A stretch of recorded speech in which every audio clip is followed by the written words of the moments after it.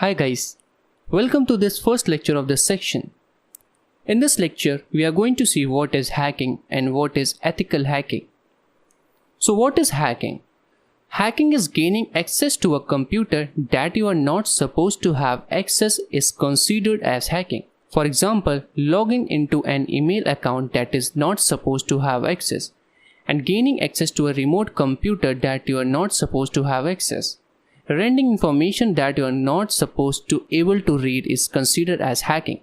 So there are large number of ways to hack a system. In 1960, the first known event of hacking have taken place at MIT, and at the same time the term hackers was organized. What is ethical hacking? Ethical hacking is also an white hat hacking or penetration testing. Ethical hacking involves an authorized attempt to gain unauthorized access to a computer system or data. Ethical hacking is used to improve the security of a system and network by fixing the vulnerability found while testing. So ethical hackers improve the security posture of an organization. An ethical hacker use the same tools, tricks and techniques that malicious or black hat hacker used to do with the permission of the authorized person. So the purpose of ethical hacking is to improve the security and to defend the system from the attacks by the malicious users or the black hat hackers.